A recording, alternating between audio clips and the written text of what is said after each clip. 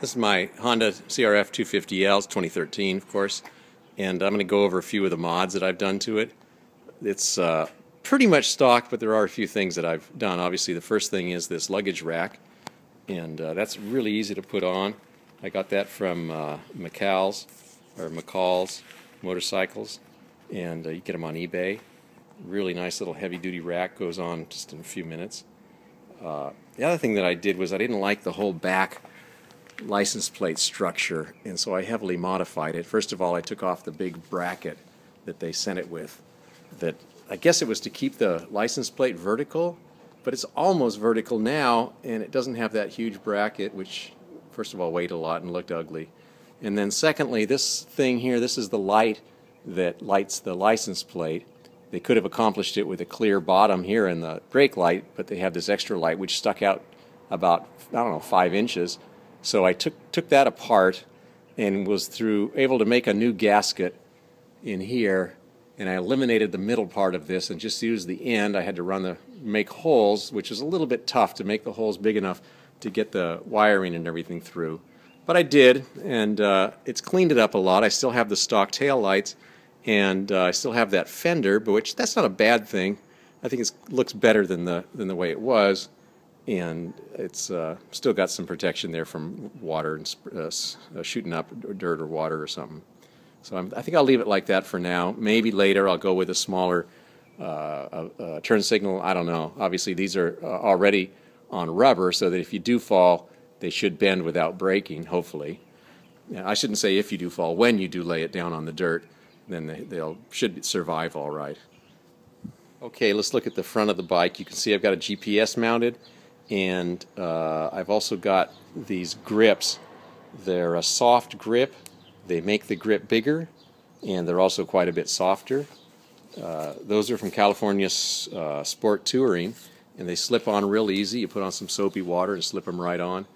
And I think it helps a lot in terms of the comfort, also in terms of the size, so they're not quite as small. Should be a lot better in terms of your fatigue on your hands. The GPS is a regular Garmin, and it's mounted right to the handlebars. I'll show you how that works. Here's the Garmin, of course. You can pop it off, and you can see it's got the ball mount on the back, and then here's the little ball mount thingy that clips right onto the handlebars with a couple of screws. So I got this on eBay, and that went on really clean. There's plenty of room here between the middle bar and the GPS, so it goes on great like that. It goes on perfect. I like it. I use it mostly when you're off-road. You want to know where the heck you are, and you can look at it. It's not real easy to see in the sun, but it works, and you can put your hand over it and shield it a little bit, take off your glasses maybe, and you just really know where the heck you are, where you're going. The other thing is, of course, you got to hook it up, and it's got a cigarette lighter plug. You could probably go with USB or cigarette lighter plug.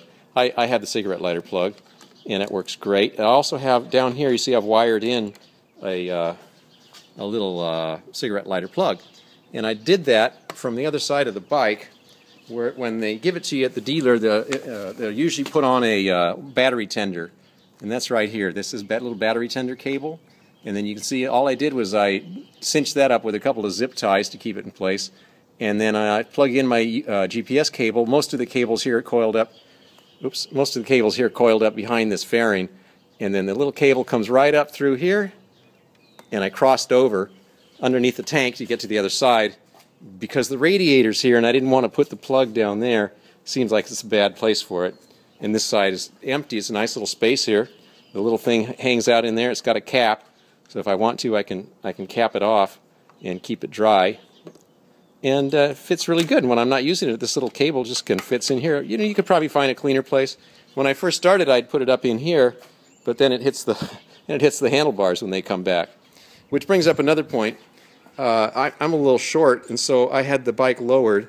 One of the things that I did myself was I loosened these bolts here, and I let this the shock just come right up. It'll come up by itself once you loosen them, and it came up about an inch. Well, a little under an inch, maybe 3/4, about 5/8. And that helped a little bit to bring the front end down. That was real easy. Just loosen the bolts in two places, down here and up here. Same thing on the other side. Let that thing come right up, and that's awesome. The other thing that I did was then had the Coba link installed from the factory, and that's down here. You can see, right? I'm sorry, not from the factory. I had the factory link taken off, and I installed this Coba link. The Coba link you can buy online, and it's supposed to give you 1 3/4. So the bike comes at 34.7 inches.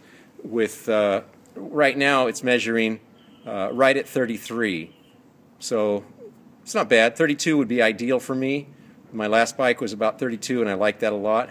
I'm going to let it settle in a little bit, and then we'll see how it feels.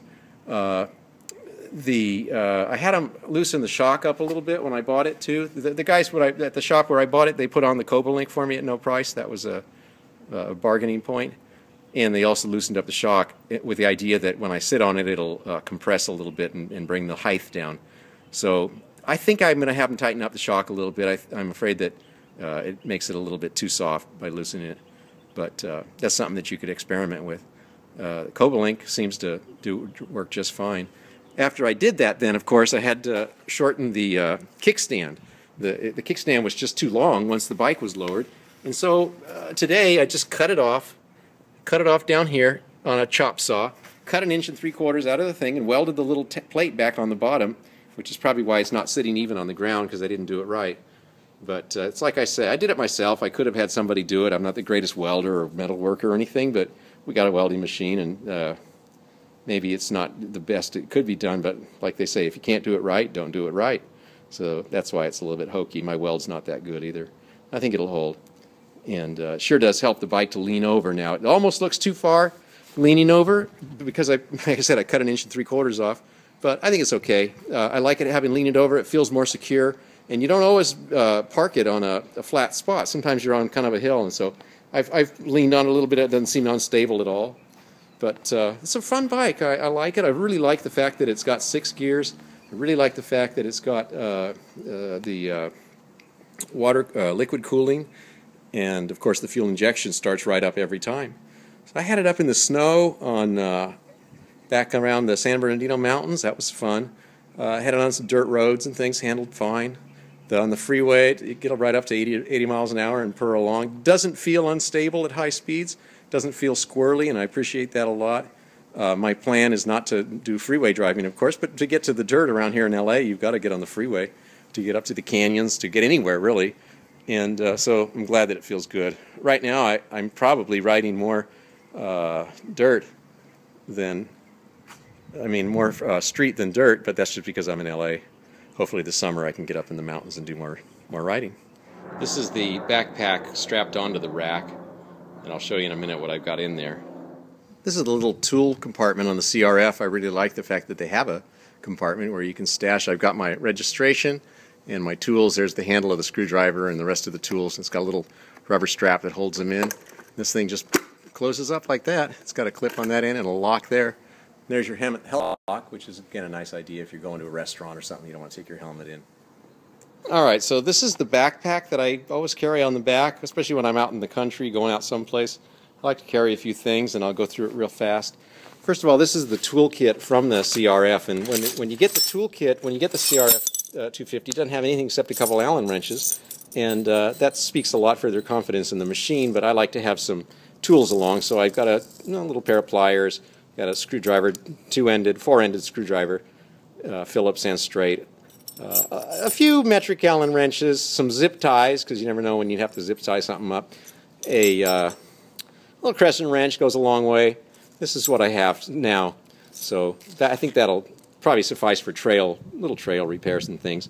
So that goes in the toolkit on the CRF. Here's the stuff I have in my backpack, and I'll just go through it real fast. As you can see, there's a vest there on the left, a safety vest, which I'll probably never use, but it's bright orange in case you're driving in heavy traffic and you just want to make sure you're seen.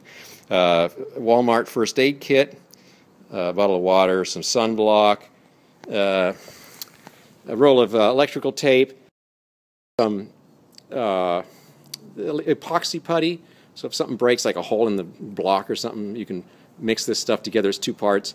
and it's epoxy, so you can fill a hole or glue something together. And then I've wrapped some duct tape around this, so I have duct tape. I don't have a whole roll of duct tape, but I've got, you know, a few feet there that I can use. Here's some extra fuses, a little saw. You can get these saws also like at the camping sections, and it cuts through stuff. It's pretty amazing. You can cut wood and things. Some aspirin or ibuprofen.